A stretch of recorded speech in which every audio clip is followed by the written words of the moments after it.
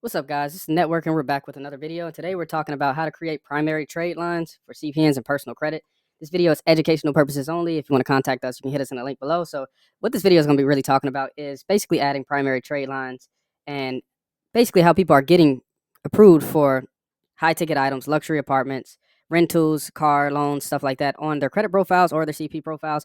A lot of people are running into issues where they're not getting approvals on their CPNs anymore, and they think that CPNs don't work anymore or something like that, or even not getting approvals as much as they used to on their personal credit, and which is why some people end up moving over to CPNs. And this is all just an issue by design. They're actually not giving out as much credit and loans as they used to anymore just because of the current economy, and a lot of people are literally living off of their credit card. So you have to be careful with your usage, your utilization. Utilization is very big in regards to your Vantage score. So a lot of people look at their Credit Karma and see it's a big difference between their Credit Karma and their actual FICO score. That's because Credit Karma is using Vantage score and FICO is using obviously the system FICO.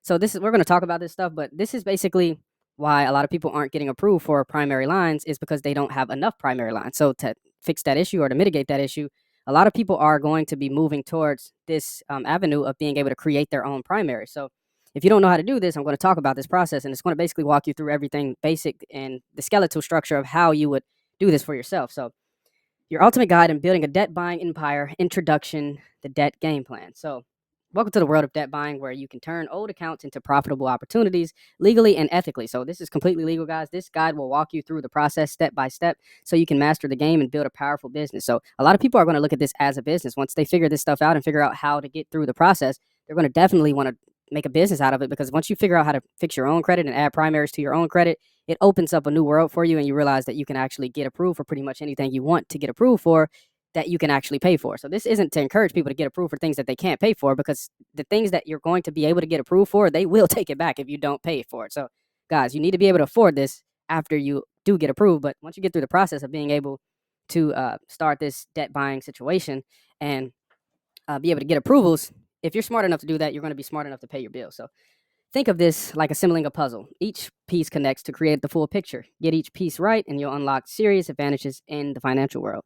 So this is exactly like a puzzle, guys. You just need to put everything together, and you'll be able to create your own primaries in no time. So maximizing credit approvals, the power of primary trade lines. So I wanted to go over what primary trade lines actually do for people so you can understand why this is important. So primary trade lines play a crucial role in helping individuals secure approvals for things like auto loans, apartment leases, luxury home rentals, credit cards, small loans, and more. Lenders often weigh primary trade lines heavily when deciding whether to extend credit to a consumer.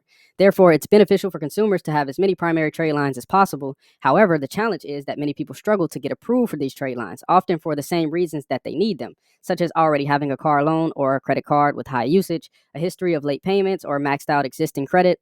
These factors can prevent them from qualifying new trade lines. This is where adding your own primary trade lines become important, and that's what we're going to explore. So this is the future, guys. This is the way to go. It used to be a point in time where authorized user trade lines could be added to your credit, and it could be added to your credit solely, and it would get you approved even for a credit card or auto loan, etc. Over time, that has been not as advantageous as it used to be, just because a lot of people have done it and used it, and they're still not exactly paying their bills on time or paying off their credit the way that they should be. So the credit algorithms change, and they start seeing the trend. And once they see the trend, then they switch up the actual things that they need. It's kind of like the apartments and rental scene. It used to be a point where you could get an apartment pretty easily. You could send them some information on your income. They wouldn't go too far in verifying income and going too far and calling employment and stuff like that. But then it got to a point where so many people were getting apartments and getting evicted that they had to start creating even full softwares to make sure that people are who they say they are. So you're running into that issue with the authorized user trade lines, where people are adding authorized user trade lines to their credit, and it does still work, and it definitely helps for, especially for like CPNs. You definitely will get much farther adding authorized user trade lines on your CPNs rather than adding nothing. So that does still pop a score. You can still get up to a 700 score with an authorized user trade line on your CPN. But what happens is you get approved for certain things, but you don't get approved for big ticket things. Like credit cards are a lot harder to get approved for, past like $500 with authorized user trade lines. Apartment rentals, they like to see primaries on the profile as well, but they really just want to see history more so. But that's the thing with primary trade lines, they will add history. Some authorized user trade lines still add history, like Discover, Chase trade lines do add history as well. But also just even like an auto loan, it's going to be something that these people want to see on your file. So this is what we're going to teach you how to do. And we're not teaching you how to buy it from us. We're literally showing you how you could do it and set it up for yourself. So to do this, you would have to set up a debt buying company. So when you set up a debt buying company, you need to make sure that you have your license and certification. So that's the foundation of the plan. So before you can play the game, you need your player card. So your license and certification. Here's how to get them. So you need to set up a consumer collection agency. If you're in a certain state, then you might need to apply for the nationwide multi-state licensing system. And then you need to provide your documents. So you can provide your documents of creating your business, your articles of incorporation, prove your business is real, EIN, compliance policies. So you need to have a compliance policy talking about how you would handle your disputes, data security, etc., because this is going to be a debt buying company. So you have to have systems of how you handle certain situations, because that's going to be federal law. So you need to make sure that you're abiding by that. So then you need a surety bond if required by your county. So you just need to make sure that if you need a certain type of insurance, basically insurance, it's basically business insurance. You need to make sure some counties don't need that. Some counties do need that. So you need to just check from your location. If you're going to be working nationwide, then you're most likely going to have to be doing this. And we'll get to that. But portfolios, when you buy portfolios, you do want to be secured for doing business nationwide, because you don't want to buy a portfolio and then you have accounts that's from somewhere else that you really would want to reassign, but you can't reassign that account because it's not in the location that you're licensed or bonded to work in. So background check and fingerprints, you have to do a background check to get you certified. That usually costs around like $70, $80. And then you have to pay the licensing fee to the state or the state that you're working in if you have to do that. Or if you just have to do NMLS, then you'll end up paying that as well. So yeah, so then we move on to the RMAI certification. So step 2, RMAI certification, the gold standard. So this isn't something that you have to do, but this is something that everybody should do if you're starting a debt buying company, to be able to eventually reassign your portfolio debt. A lot of people used to call this portfolio debt zombie debt, or how to attach zombie debt to a profile. And I don't like to use the word zombie debt, because the word zombie debt has a bad connotation to it at this point, because a lot of people were selling bad zombie debt. And this is the exact reason. The exact reason why is because people weren't certified with the RMAI. The RMAI is a place that basically makes sure that you're dealing with people that are on the up and up in regards to the debt buying community. You could buy a portfolio from pretty much anybody on a lot of these third-party sites that sell debt or that sell debt portfolios, but you don't have any way for sure of knowing if they are on the up and up in regards to if their profiles or portfolios are actual legitimate portfolios. These portfolios have to be, well, they don't have to be, but they should be. This person that's selling the portfolio, rather, should be registered with the RMAI. If they're registered with the RMAI, then you know that they went through a certain process of being able to be verified with the gold standard community in the debt buying community. And they're also able to buy and sell within that community. And a lot of people stick within that community. And it's a couple other places that you can see if the company is registered with, just to give you a certain level of solidification of that person being someone. It's almost like having a blue check on Instagram. So you definitely want to enroll in the RMAI certification program, complete the training course. It's like learning cheat codes for compliance and ethics. And then you want to pass the certification exam. So everyone who has this certification has done these different compliance and ethics courses, and they understand what they can and can't do. And they also are basically certified a second time. So if you want to make sure that at least that the person that you're doing business with when you're buying a portfolio, and we'll talk about that later on, because I know a lot of you probably like, well, how do you buy a portfolio, or what is a portfolio, a debt portfolio? You want to make sure that when you are buying from these people that they are first certified in the state that they're in, and then you also do want to make sure that they're at least enrolled with RMAI. If they're not enrolled with RMAI, some other quality control community that is well known, and you'll be able to do your research on these people and know who's well known and how do you figure out who's certified with them. This is solely so you don't waste your money on portfolios, guys, because portfolios are not cheap. So when you're spending thousands of dollars on debt portfolios, you don't want to buy one that you can't collect on, or that you can't use in the Metro 2 system to change the information or mark as paid or whatever you have to do to reassign the debt. And that brings us to phase 2, which is mastering Metro 2. And that's basically the language of the credit bureaus. So if debt reporting is your superpower, Metro 2 is your magic spell. Mastering this format is the key to gaining access to the credit bureaus. So Metro 2, a lot of people think it's like some type of system and stuff like that, but it's not really a system. It's more so a format. So you want to order the Metro 2 manual. So purchase the official Metro 2 format manual from the Consumer Data Industry Association. Choose your Metro 2 software so you can build your own Metro 2 system if you're tech savvy. Because basically, it's just a format. So you need to be able to follow the format based off the manual that they provide, and you can build your own, or you can use credit manager software, FIS, eOscar. That's for dispute management only.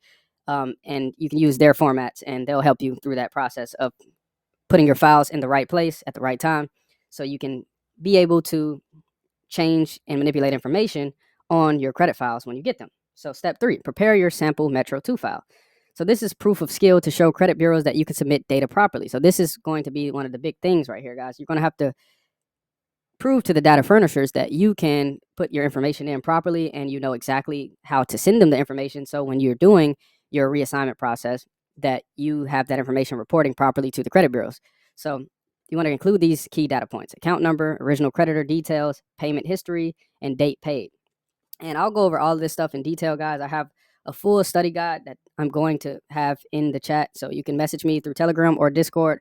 I have the full guide on how to do all of this exactly to a T. It's pretty long, so if you don't have an attention span, it's going to be hard for you to be able to do this process. I'm not going to lie to you guys. It's like literally a lot of steps, but if you go through all of the steps, then you will come out on top at the end of the process. It takes a little investment, but you'll come out on top, and you'll be able to report your own primaries to your personal credit profiles or your CPN credit profiles. That's totally up to you.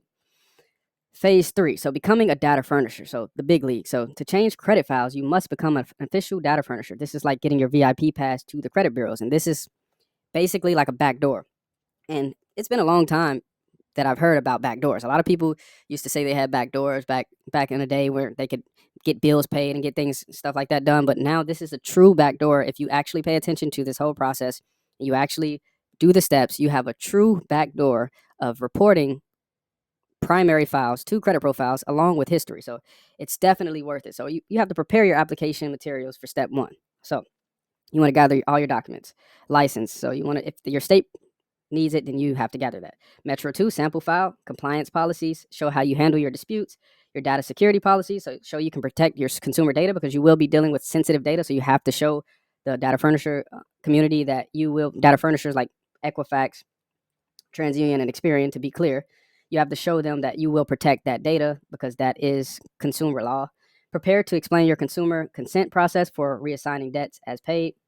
And then you want to go to step 2, apply to the big 3 bureaus. So contact each bureau's data furnisher services, Equifax, Experian, and TransUnion.